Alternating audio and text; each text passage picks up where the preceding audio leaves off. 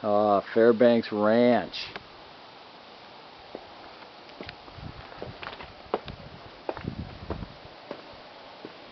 4,100 square feet. Foreclosed on. Sold at the steps.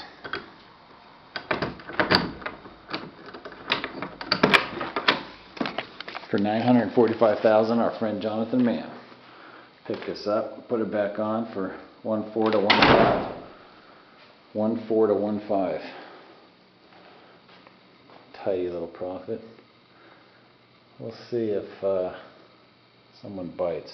Just while we've been here, there's been 2 different parties here looking at it. First weekend on the market.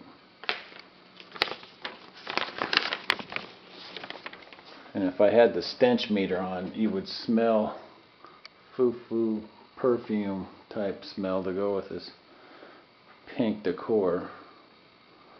And it is stinky.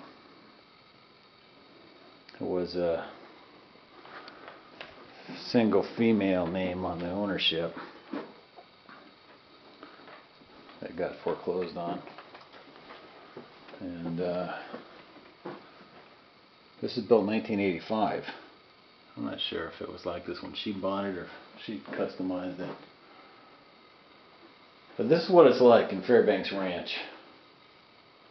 This is lower end. This is about the cheapest house in Fairbanks Ranch, which was a, well, everyone has the bidet. Back in the early to mid 80s. Fairbanks Ranch was all carved up into custom lots. They sold the lots and everyone built their dream home. Most of them are acre plus lots. This is only a half acre, which we're wondering if that's a negative, but the yard works okay here. A lot for being only a half acres, probably set up about as good as a half acre can be when you have a 4,100 square foot 1-story house on it. But the problem I always end up having with everything in Fairbanks on the low end is it needs a total remodel. I mean, this is the original tile, original everything, and fixers that are 4,100 square feet cost a lot of money to fix. But then we got some added fun here. How about this crack? When you see cracks going horizontal like that, that's never a good thing. And this house has a bunch of them.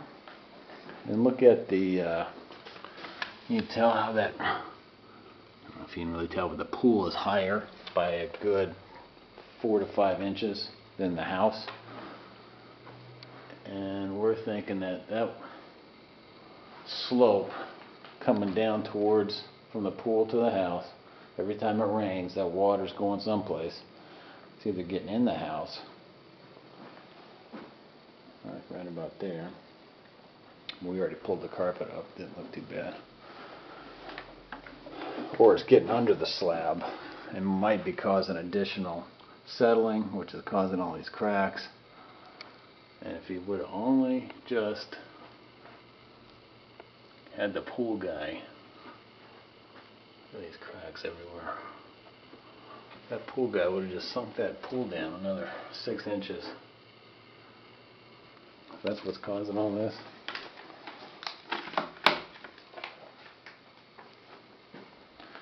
We think this is all added on. There's the laundry room going into a bedroom, which then goes into the garage.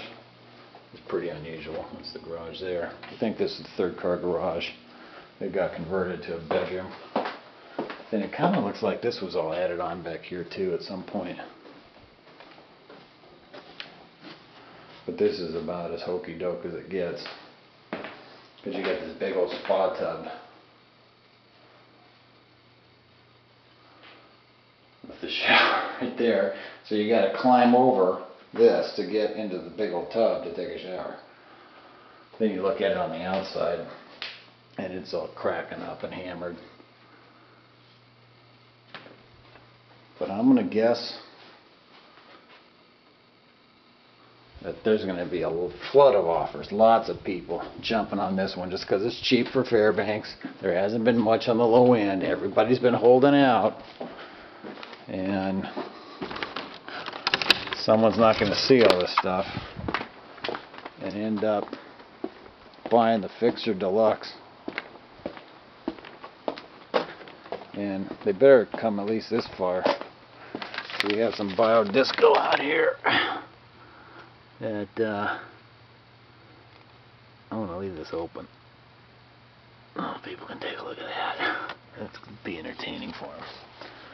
Then you also have that nice little crack there, which we're going to call unusual for it to be that big and that much of a crack.